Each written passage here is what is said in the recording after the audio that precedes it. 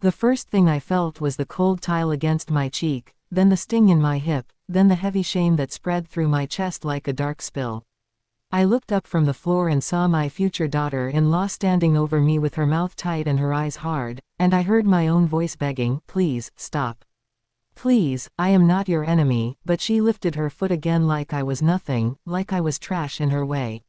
My hands shook as I tried to crawl backward, and the only thought in my mind was this: if my son walks in right now, will he save me, or will he choose her and let me break? My name is Grace. Most people in our street call me Grandma Grace, even the ones who are older than my children, because I have been the grandma of the neighborhood for a long time. I am 68 years old. I sell small snacks from my porch. I watch children after school. I know who has a fever before their mother knows, because I listen closely and I notice small things. That day, the small things were screaming. The living room smelled like sharp perfume and anger. My son's fiancée, Vanessa, had removed her shoes earlier like a guest, but now one of those shoes was on the floor beside me, and I realized she had kicked me while wearing it. My left knee felt hot and sore, and my wrist hurt from trying to stop myself from falling. I tried to sit up, but she pushed me back down with her hand, pressing my shoulder like she was pushing a sack of rice. "Sign it," she said. Her voice was low and controlled, like she was proud of being calm while hurting me. "I cannot sign what I do not understand," I whispered. "Where is Daniel? Let him explain. Daniel is my only son. He is 35, tall, gentle, and usually slow to anger. He grew up watching me work hard. He grew up watching me survive after his father died. He always called me Mama, with respect. He always said, 'Mama, nobody will ever bully you while I am alive.' But lately, he had been tired. Too busy, too eager to start his new life. And Vanessa knew that." Vanessa leaned closer. Her earrings swung like little knives. "Daniel is not here," she said. "And he will not be happy that you are delaying this." "I am not delaying," I said, trying to breathe slowly. "I am protecting myself. I am old, not stupid." Her lips curled. Old people always think they know everything. I reached for the paper on the coffee table. I wanted to read it properly. But she slapped my hand away so fast I gasped. "You do not need to read it," she snapped. "Just sign. It is only a family arrangement." I stared at her. "If it is a family arrangement, why are you kicking me?" For a second, her face changed. Not softer, not kinder. Just different. Like her mask slipped and I saw what was under it. A kind of hungry impatience. Then she smiled, but it was not a warm smile. It was a warning. "Because," she said, "you are blocking my future." My phone was on the couch. I could see it, but it was out of reach. I tried to stretch my arm toward it. Vanessa stepped on my fingers. The pain was sharp and bright.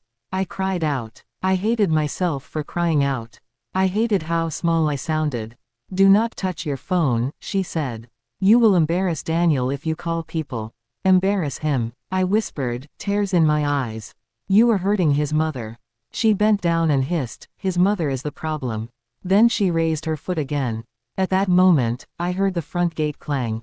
A car door slammed. Footsteps. My heart jumped so hard it felt like it hit my throat. "Daniel." Vanessa heard it too. She froze, then her eyes moved fast around the room. She grabbed the paper from the table and shoved it toward me. "If you love him," she whispered, "you will sign before he walks in." My hand trembled. I looked at the pen. I looked at the door. I looked at Vanessa. My mind raced. If I sign, I may lose something forever. If I do not sign, she may hurt me more. If Daniel walks in and sees me on the floor, what will he believe? Will he believe his mother, or will he believe the woman he thinks he is going to marry? The handle turned. The door began to open. And Vanessa leaned down close to my face and whispered, "If you talk, I will tell him you attacked me first." The door swung wider. Daniel's voice came in, bright and normal, like he was walking into a peaceful home. "Mama, I am back. Vanessa, are you ready to go?" I tried to speak, but my throat tightened. Vanessa's face changed in 1 second. The hard eyes disappeared. The anger disappeared. She became sweet, worried, almost gentle. And she began to cry on purpose. She stepped away from me, pressed her hand to her chest, and said loudly, "Daniel, thank God you are here." I looked at my son standing in the doorway. I was on the floor. Vanessa was crying. The paper and pen were in front of me like a trap. Daniel took one step inside and his eyes went wide. "Mama," he shouted, rushing forward. "What happened?" Vanessa sobbed louder. "She pushed me," she said. "She does not want us to marry. She hates me, Daniel. She hates me so much." I opened my mouth, ready to tell the truth. But Vanessa looked at me and mouthed two words with a calm, cruel smile. "Try it." And my son, my gentle son, stared at me with confusion and pain, like he did not know who I was anymore. Would he believe me, or would he believe her? Daniel knelt beside me and tried to help me sit up.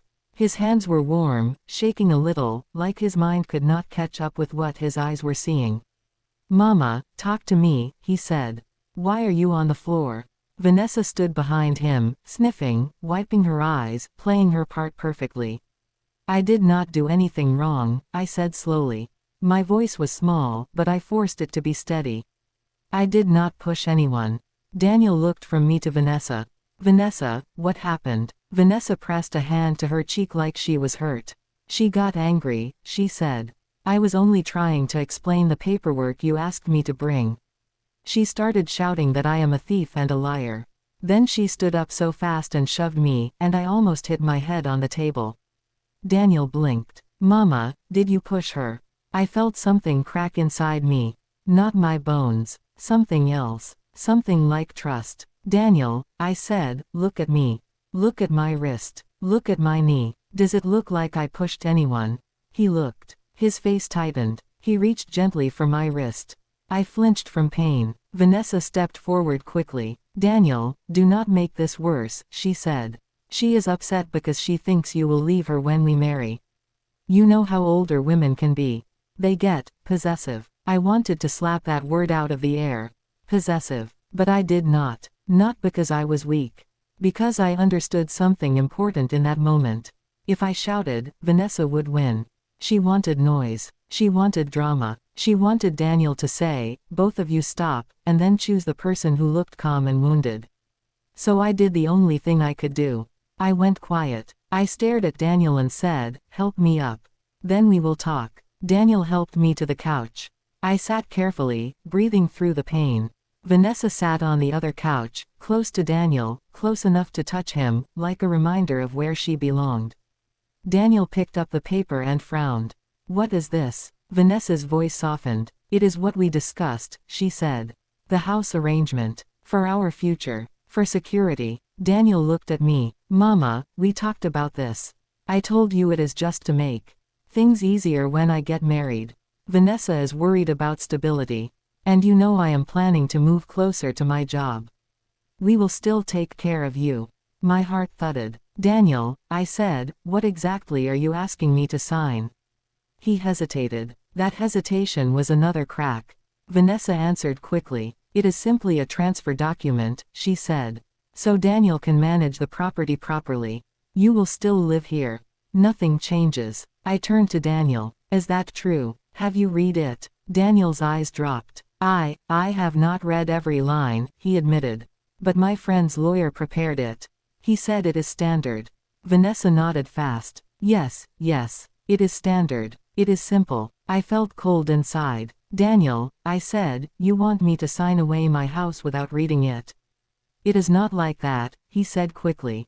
"It is still in the family." "In the family," I repeated. "Or in Vanessa's name." Vanessa's eyes flashed, then softened again like a curtain falling. "Mama Grace," she said gently, "why would you think that? I love Daniel. If we are married, what is his is mine and what is mine is his. We are one." I looked at her and saw the truth hiding behind her sweet voice. She did not want Daniel. She wanted access. That night, Daniel left with Vanessa after telling me to rest. He promised we would discuss calmly the next day. He kissed my forehead, but it felt rushed, like he was trying to cover guilt with affection. When the gate closed behind them, I sat alone in my living room and stared at my hands. My fingers were bruised, my knee was swelling, and my mind would not stop replaying Vanessa's whisper. If you talk, I will tell him you attacked me first. I could not sleep. Around midnight, I got up, made tea, and opened the small drawer where I kept important papers. My house documents were there. The land papers, the tax receipts, everything I had protected since Daniel's father died. I pulled them out and checked every page like a woman counting her breath. Then I noticed something. One of the original documents had been moved. Not taken, but shifted. Like someone had searched the drawer and tried to put things back, neatly, but did not know the exact order. My stomach tightened. Vanessa had been in my house often. She brought gifts. She helped in the kitchen. She called me, Mama, with a smile. And all the while, she was learning. Learning where I kept my papers. Learning what I owned. Learning what she wanted. The next morning, I went to my neighbor, Auntie Rose. She is not my real auntie, but she is like family. She is sharp-eyed and not easily fooled. I showed her my bruises. Her face hardened. Grace, she said, this is not normal. This is not marriage stress. This is danger. I know, I whispered. Auntie Rose leaned closer. Do you want the truth? Many people do this now. They marry into a family to steal property. They isolate the old parent. They make the child choose sides. Then they take everything. My throat went dry. How do I stop it? Auntie Rose said, you do not fight with noise. You fight with proof. Proof. That word felt like a light turning on inside a dark room. I went home and started writing down everything that happened. Time, date, what Vanessa said, what she did, where Daniel stood, what he asked. Then I did something else. I called my cousin, Mr. Adamu. He used to work in a small law office. He is not a big lawyer, but he knows how papers work. I told him I needed help understanding a document before signing anything. He said, bring it to me. But I did not have the paper. Vanessa took it. So I waited. 2 days later, Daniel came alone. Vanessa did not come in. She stayed in the car outside, watching. Daniel carried the document again. He placed it on the table and said, Mama, please. This is stressing Vanessa. She feels you do not accept her. I looked at my son. He looked tired. He looked torn. He looked like a man being pulled by 2 ropes. Daniel, I said softly, if I sign this, what happens if you and Vanessa have problems later? What happens if she becomes angry with you? What happens to me? He sighed. Nothing will happen. We are getting married. That is not an answer, I said. Let me take it to someone to read it. Daniel hesitated again. Vanessa said outside lawyers will confuse you. I nodded slowly. That sounds like something a thief would say. Daniel's head snapped up. Mama. I raised my hand. I am not calling her a thief without proof. That is why I want the paper checked. After a long silence, Daniel finally said, okay. You can take it. But please, Mama, do not embarrass us. I did not answer. I took the paper. That same afternoon, I went to Mr. Adamu. He read it once, then read it again, slower. His face changed. He looked at me and said, Grace, this is not a simple family arrangement. My heart thudded. What is it? He tapped the page. This transfers ownership of your house into Daniel's name first, but it also gives his spouse automatic joint ownership after marriage. That means Vanessa becomes a legal owner. I felt dizzy. So she can throw me out. He nodded. If she wants, yes. And there is more. He pointed at another section. This part allows the owner to take loans using the house as collateral. Loans. My mouth went dry. So she can borrow money with my house and run. Mr. Adamu's voice was firm. Yes. And if the loan is not paid, the house can be seized. I stared at the paper like it was a snake. Mr. Adamu leaned in. Grace, do you know what this looks like? It looks like a plan. A plan to take your property. I swallowed. How do I prove it? He said, we watch carefully. We document. And we protect you legally. But you must understand something. Your son may not be part of the plan. Or he may be used. Or he may be choosing not to see it because he wants peace. That night, I went home with the document hidden inside my wrapper, like a secret weapon. But when I reached my gate, I saw Vanessa's car parked across the road. And when I entered my house, my front door was slightly open. I froze. I knew I had locked it. I stepped inside, slowly. The living room was quiet.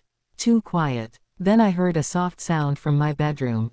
A drawer sliding. Someone was inside my house. And I was alone. I stood in the doorway of my living room, holding my breath so hard my chest hurt. My mind raced like a frightened bird. I wanted to shout. I wanted to run outside and call neighbors. But another part of me said, if you shout, they will run. If they run, you will have fear, but no proof. So I moved quietly. I stepped toward the corner where my old handbag sat on a chair. Inside it was my small flashlight and my second phone. Yes, I had a second phone. Not because I am secretive, but because life taught me that an old woman must have backups. When your light goes off, you need another lamp. I picked it up, turned it on, and slipped it into my pocket without making noise. The sound came again. A drawer. My bedroom. I walked slowly, holding onto the wall for balance. My knee still hurt, but fear can make you move even when pain begs you to stop. When I reached my bedroom door, I pushed it open just a little. And I saw her. Vanessa. She was standing with her back to me, going through my wardrobe, her hands moving fast, like a thief in daylight. For a moment, I did not move. I just watched. Then she turned slightly, and I saw something in her hand. My house documents. The originals. My stomach dropped. I stepped into the room, voice low and sharp. What are you doing? Vanessa jumped like she had been slapped. Then her face hardened. She did not even pretend. Not this time. Oh, she said, it is you. It is my house, I said. And those are my papers. Vanessa's eyes narrowed. You were making this difficult. I took one step forward. Put them down. She laughed, short and mean. Or what? You will call Daniel, and say I broke in. He will ask why you hate me so much. I raised my phone slightly. I am recording you. Her smile vanished. She moved quickly toward me. Give me that. I stepped back. Do not touch me. Vanessa reached for my wrist. I tried to pull away, but my wrist still hurt from the earlier fall. Pain shot up my arm. Vanessa grabbed the phone and twisted my hand. I cried out. She leaned close and whispered, you cannot win. You were old. You were alone. Then she shoved me. I fell backward onto the bed, my head hitting the wooden frame. Stars burst in my eyes. For a second, I could not breathe. Vanessa snatched the papers, stuffed them into her bag, and moved toward the door. I forced myself to sit up. Vanessa, I said, voice shaking, if you leave with those, you are finished. She paused. She looked at me like she was deciding whether to finish me right there. Then she did something worse. She pulled out her own phone, held it up, and turned on her camera. She aimed it at herself, made her face look frightened, and began to speak loudly. Help, help, Mama Grace is attacking me. My blood went cold. She was creating her own proof. She was building a lie. She turned the camera slightly toward me, still on the bed, dizzy. If anything happens to me, she said dramatically, please know it is because she hates me and does not want me to marry Daniel. Then she stopped recording and smiled. There, she said softly. Now I have my own story. She walked out of my bedroom like she owned it. I stumbled after her, but my legs felt weak. I followed her into the living room. She turned at the door.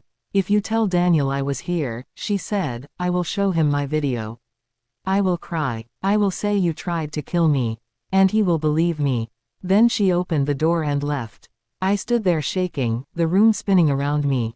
I wanted to call Daniel right away. I wanted to scream into the phone. But I remembered Auntie Rose's words. Proof. If I call Daniel now, Vanessa will run ahead and control the story. She will cry first. She will paint me as the wicked old woman. Daniel will be trapped between his mother and his fiancé, and many children choose the person who feels like their future. So I did not call him. Instead, I called Mr.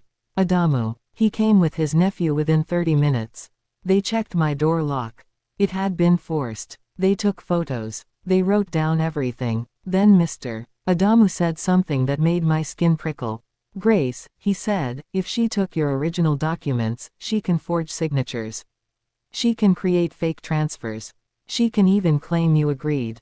My stomach tightened. How do I stop her? He said, we act fast. First, we go to the land registry tomorrow morning and place a caution on the property. That prevents transfer without your presence. Second, we go to the police and report a break-in and theft of documents. Third, we prepare for Daniel. Because he must know. My heart ached at my son's name. He will hate me, I whispered. Mr. Adamu looked at me with pity. He may be angry at first. But anger is better than losing your home. And if he is a good son, he will see the truth. That night, I slept with my second phone under my pillow and the bedroom door locked with a chair wedged against it. But sleep did not come easily. In my mind, I kept seeing Vanessa's face as she recorded her fake fear. She was not only stealing property. She was stealing my voice. The next day, we went to the land office early. We filed the caution. It was not fancy, but it was powerful. It meant no one could quietly move my house away from me. Then we went to the police station. We made a report. We showed photos of my broken lock and my bruises. The officer listened carefully, then said, "Madam, this is serious. Many elders are being forced to sign documents. You did well to come." Those words warmed me slightly, like a blanket over a wound. But the real battle was still waiting. Daniel. I called him that evening and asked him to come alone. He arrived after an hour. Vanessa was not with him, but I could see her car at the end of the street. She was watching again. Daniel walked in and said, "Mama, Vanessa says you are trying to destroy our relationship." I nodded slowly. "Sit down, Daniel. I will tell you everything, and I will show you proof." His face was tense. Proof of what? I pulled out the document he wanted me to sign. I showed him the parts Mr. Adamu explained. Daniel frowned as he read. This is not what I thought." I nodded. "Now listen. Vanessa broke into my house yesterday and stole my original documents." Daniel's eyes widened. "No, she would not do that." I lifted my phone and played a short recording. Not long, just enough. In the recording, Vanessa's voice was clear, "You cannot win.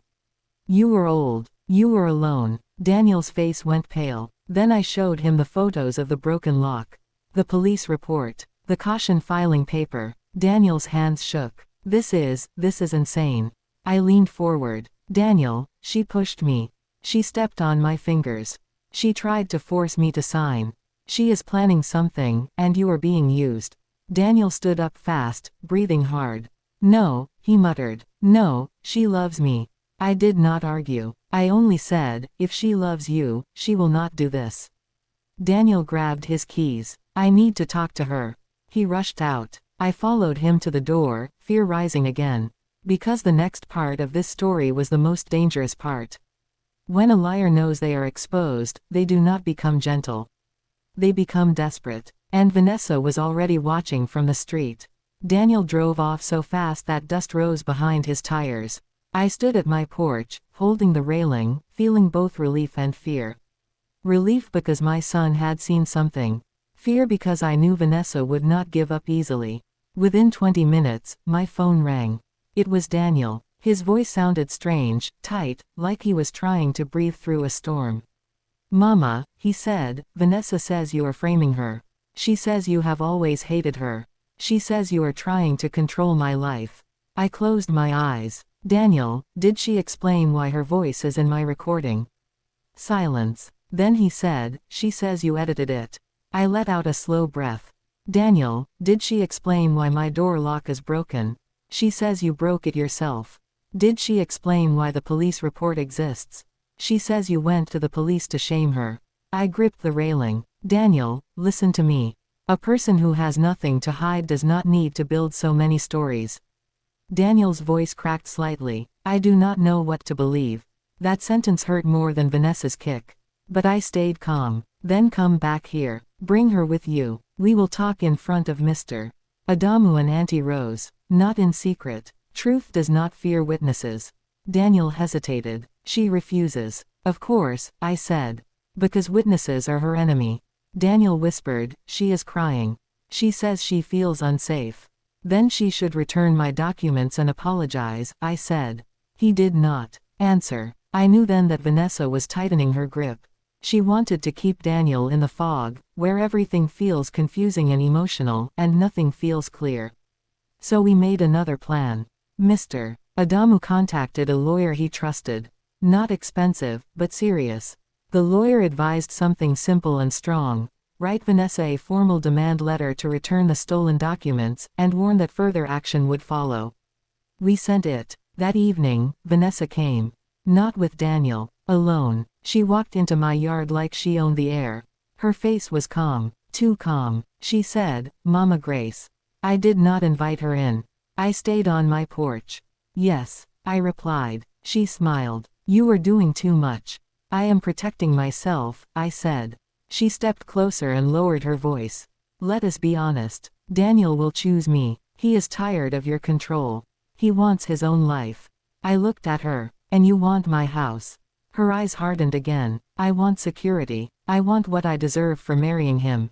"You deserve what your own hands build," I said. Vanessa's smile returned, cold and smooth.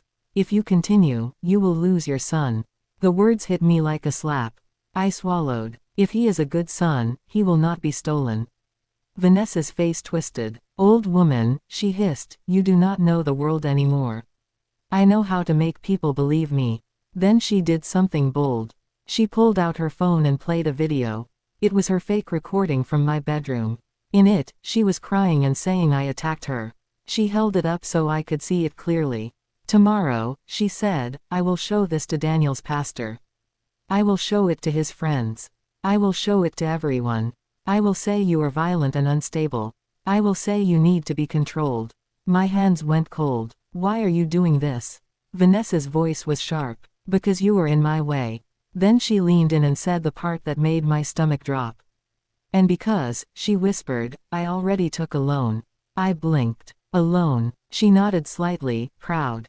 "Yes. Using your house papers. It is already in motion." My heart pounded. "You cannot. The property is under caution now." Her eyes narrowed. "You think that stops everything? Some people do things fast, Mama Grace. Some people have friends." I realized what she meant. She had connections. She was not acting alone. There were other hands involved, other mouths promising help, other people who wanted money. I forced my voice steady.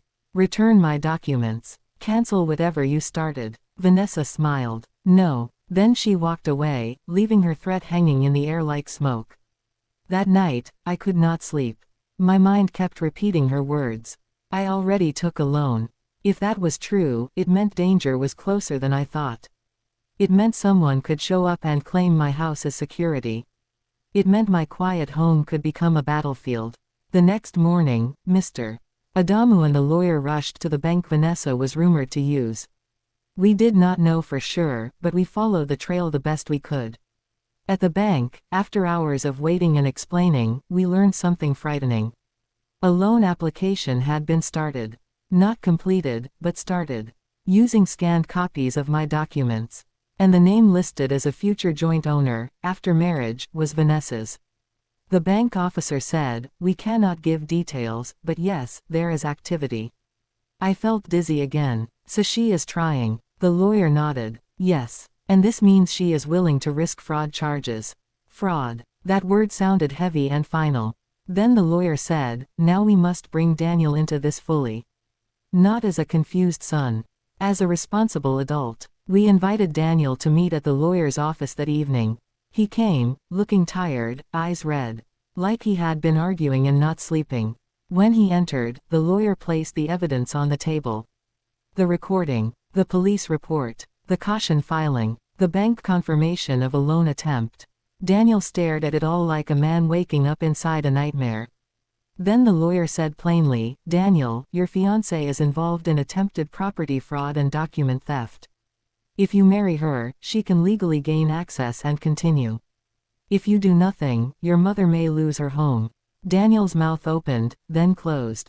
He whispered, "Why would she do that?"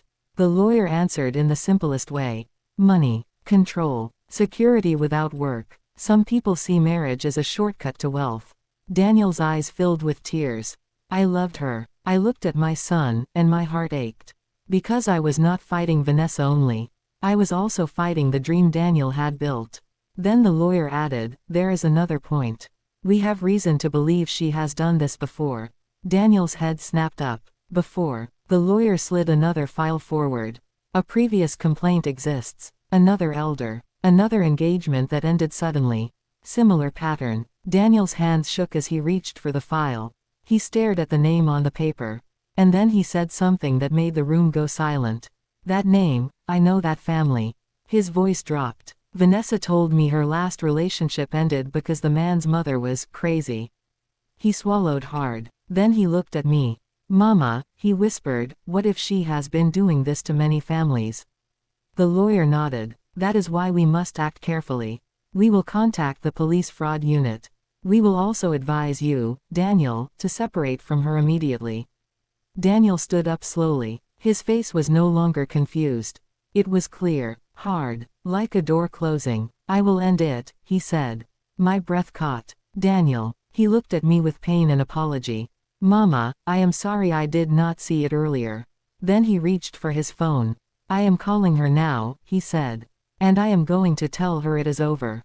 The phone rang. Once. Twice. Then Vanessa answered. We could not hear her voice clearly, but we heard Daniel's. His voice shook at first, then steadied. Vanessa, he said, return my mother's documents. The wedding is off. I know what you did. There was a pause. Then Daniel's face changed, like he heard something that shocked him. His eyes widened. His grip tightened. What do you mean you already signed it? He said. My blood ran cold. Daniel looked at the lawyer, then at me. And he whispered, she says she already filed something, and she is coming here now. Vanessa arrived like a storm. Not alone. 2 men came with her. They wore neat shirts and carried folders. They looked like people who liked to hide behind procedure and paperwork. Daniel stood outside the lawyer's office with me, Mr.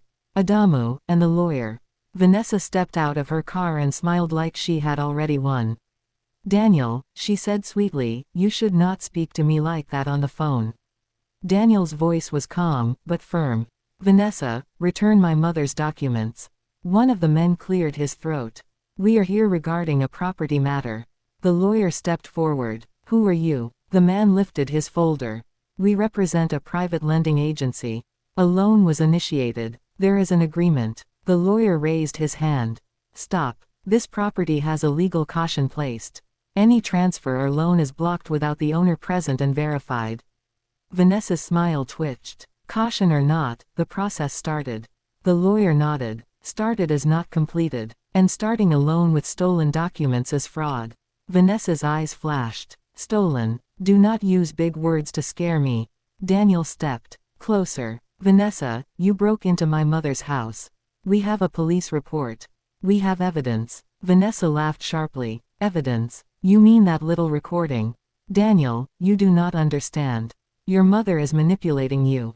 Daniel's jaw tightened. No, you were manipulating me, and I am done. Vanessa's face changed. It was like watching a curtain rip. You cannot be done, she snapped. Do you know what I gave up to be with you? Do you know how long I planned this? There it was. She said it without thinking. Planned. The lawyer's eyes narrowed. Thank you for that statement, he said calmly. Vanessa realized what she had said. She looked around quickly, then tried to recover. I meant planned our future, she said fast. But it was too late. Daniel took a slow breath. Vanessa, why did you kick my mother? Vanessa froze. The question landed heavy. The men beside her shifted uncomfortably. Vanessa lifted her chin. She deserved it, she said. My heart squeezed, but I did not speak. I let her words hang in the air, because now everyone could hear the truth from her own mouth. Daniel's eyes filled with something deeper than anger. Disgust. You kicked her, he repeated, voice low, because she would not sign her house to you. Vanessa's mouth opened, then closed. Then she snapped, she is old. The house will be yours anyway. Why not secure it now? Why wait? Daniel shook his head slowly. Because it is not yours. And because love does not use force. Vanessa stepped toward him, reaching for his arm. Daniel, listen. We can fix this. He pulled away. No. The lawyer turned to the men. You should leave. There is no valid agreement. If your agency accepted stolen documents, you may be involved in criminal activity. One of the men looked at Vanessa with irritation. You said everything was clean. Vanessa's eyes widened. It is clean. It is fine. The lawyer raised his phone. Officer, yes, it is me again. The suspect is here with third parties attempting to enforce a fraudulent loan arrangement. Vanessa's face went white. She stepped back. You called the police. The lawyer's tone was calm. Yes. This is how the law works. Vanessa turned to Daniel, panic rising. Daniel, stop them. Please. Do not let them ruin my life. Daniel looked at her, and his voice was steady like stone. You ruined your own life the moment you chose to hurt my mother. The police arrived within minutes. They separated everyone, asked questions, looked at documents. The officer who had taken my report recognized my name and nodded respectfully at me. Vanessa tried to cry again, but it did not work this time. Too many people had heard her admit the truth. Too many people had seen how fast her story changed. The officers asked her for the original documents. At first, she denied having them. Then they told her they would search her home with a warrant. Her shoulders dropped. She pointed at her car and said, "They are in the trunk."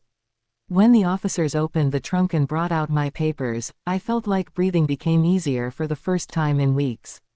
Not because the pain was gone, but because what was mine was back. Vanessa was taken in for questioning. The men from the lending agency were also questioned, and they gave names of who had been processing the loan request. That part was bigger than Vanessa alone. Later, we learned the full truth. Vanessa had been part of a small group that targeted families with property.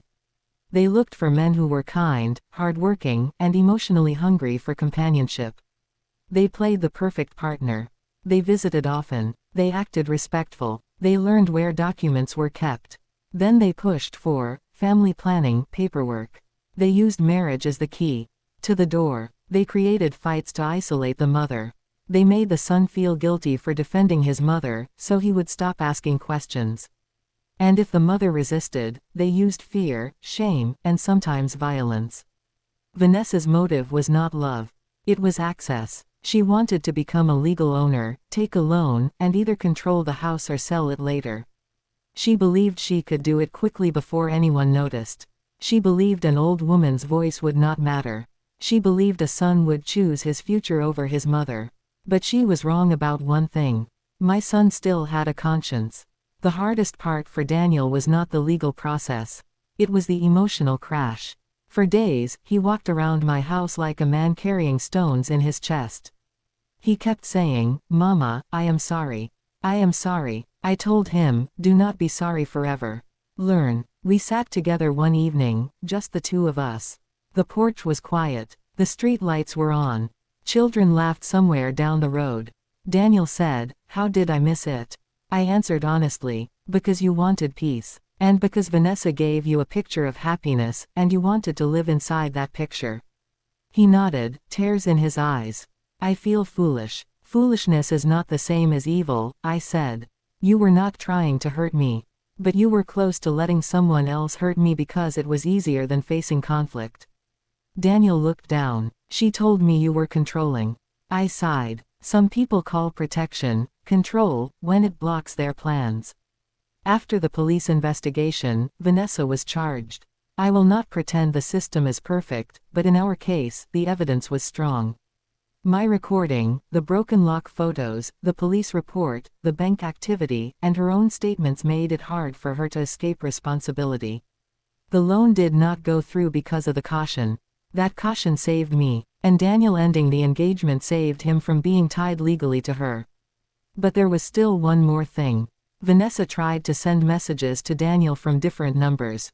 Sometimes she begged. Sometimes she threatened. One message said, "If you do not talk to me, I will ruin you." Daniel showed me the messages. He said, "Mama, I think she can still damage my name." I looked at him and said, "Then we do the last part with wisdom. We tell the truth calmly." So Daniel did something brave. He told his pastor the truth. He showed the police report. He showed the evidence. He told his friends. He did not shout. He did not insult Vanessa. He simply said, "This is what happened. I was deceived. I am choosing my mother and choosing truth." The people who mattered understood.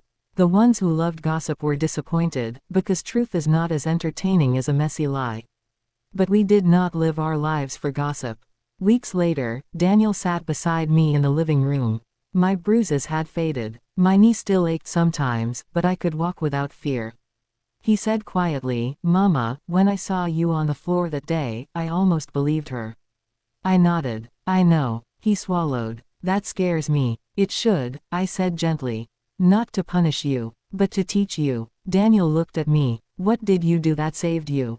I answered, "I stayed calm. I kept records. I asked for proof. I did not sign what I did not understand. I did not fight with noise. I fought with truth." He nodded slowly. "And I walked away." "Yes," I said. "You walked away. And her whole life came crashing down because her life was built on lies." Daniel reached for my hand. He held it carefully, like he was holding something precious he almost lost. "Mama," he said, "I will never let anyone treat you like that again." I looked at my son, and I believed him this time, not because he said it, but because he proved it. And the life lesson stayed with both of us. When someone tries to rush you, pressure you, or scare you into signing away your safety, it is not love. When someone tells you to keep quiet to protect the family, they may be protecting a crime. And when your instincts say something is wrong, listen, even if your voice shakes. Because silence can invite danger. But truth, written down and spoken clearly, can save a life, a home, and a family. By the time the court process began, I was no longer the woman on the floor begging. I was the woman sitting upright, holding my documents, surrounded by people who finally saw what was happening.